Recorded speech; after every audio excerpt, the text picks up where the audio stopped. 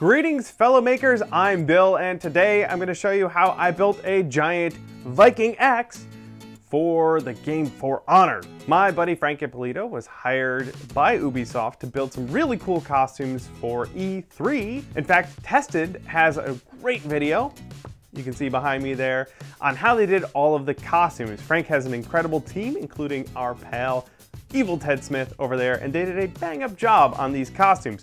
I'll have a link to that video down in the description. Frank also hired yours truly to put together a giant Viking axe to go along with one of the costumes. Of course, I figured this was a really good excuse to showcase a little bit of foam smithing. So, without further ado, let's head into the build. The head of the axe has a little bit of mass to it, so I started by layering several pieces of EVA foam together using some contact cement. The pattern was then traced onto this foam block and cut out using a bandsaw and cleaned up with a belt sander. Using a drill press, I made a hole for the shaft of the axe so that I could assemble it later. The taper and contours of the axe head were done on the belt sander. When possible, I removed as much of this foam as I could with a knife beforehand. To reduce the amount of dust I made, I've already got enough dust in my shop. This process was repeated until the axe head was the right shape and everything was smoothed out with sandpaper. Additional foam parts were fabricated and then added to the backside of the axe head to complete the form. The shaft of the axe was made from a PVC pipe and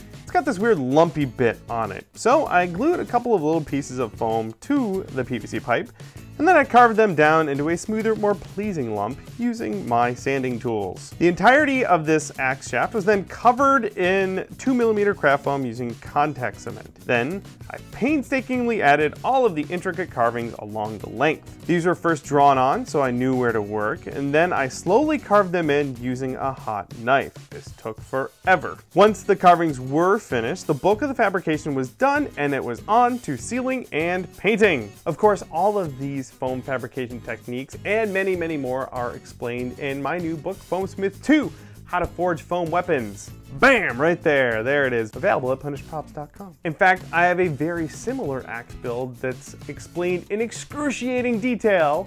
Ba-jam! Right here. There's a full build write-up on how I did this axe in Foamsmith 2. So if you want to go even deeper into this kind of fabrication, head on over to punishedprops.com and grab your copy today. Okay, back to the build. I had a hunch that this Viking axe might get bumped around a bit at E3, so I wanted to make sure it was really, really durable.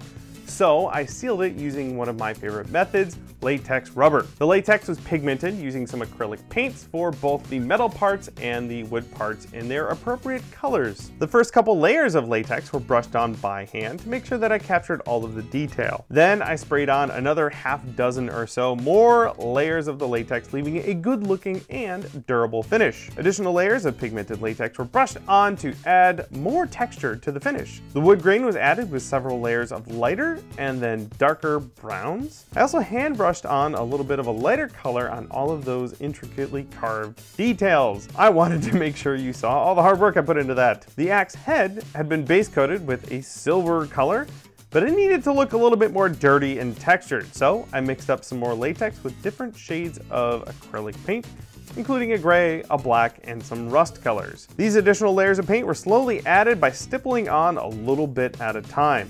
These layers were added on top of one another and colors were mixed together until I was satisfied with the results. Finally, I dry brushed on some lighter silver to highlight the edges and add a scratched effect to the overall metal appearance. Some basic weathering was added to the axe in the form of more acrylic paints. Darker, muddy colors were brushed all over the axe and then were wiped mostly away with a damp paper towel, creating more contrast and a world-worn appearance. Finally, I could glue a bunch of the axe parts together, including the axe head, by affixing it permanently to the shaft of PVC pipe. The last thing I had to do was cut away some of the latex so that I could glue some leather straps directly to the structural foam below. This leather was used to create the handle around the shaft of the axe. That last step sealed the deal on this epic axe prop build. I gotta tell you, I'm really stoked with how it turned out. I think it does a great job of showcasing the kind of prop that you can achieve with EVA foam, PVC pipe,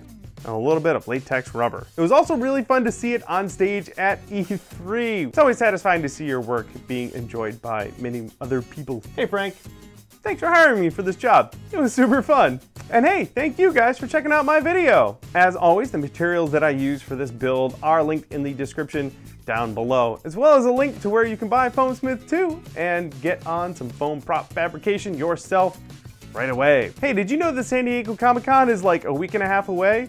I know that because I'm still finishing my costume. If you're in the LA area the day before SDCC, that Tuesday the 19th, I'll be doing a meetup over at Matterhackers. They're a 3D printing company. They're really awesome people. I'll be hanging out with Joel Telling, the 3D printing nerd, and a bunch of other buddies over there. If you want to join us and all of those amazing people there, then there's a meetup link in the description of this video. Head on over there and RSVP. It's going to be a great time. Brittany and I are also going to be putting together a little bit of a meetup at San Diego Comic-Con, and we'll have more details on that. We'll probably make an event on Facebook on the Punished Props page. We'll have a link to the Punished Props Facebook page down below. Give us a like over there, sign up for notifications so that you know when we add that event. Have you been working on some foam fabricated costumes and props? Well, then I want to hear all about it. Let me know in the comments down below. I make sure to read as many of those as I can and get back to you guys. I'm always excited to see what you're working on. Speaking of Comic-Con, I have to finish my costume. I'm working on the Mechanist. It's almost done. There's a pile of armor waiting to get painted right over there. I better get to it. I'll see you guys at Comic-Con.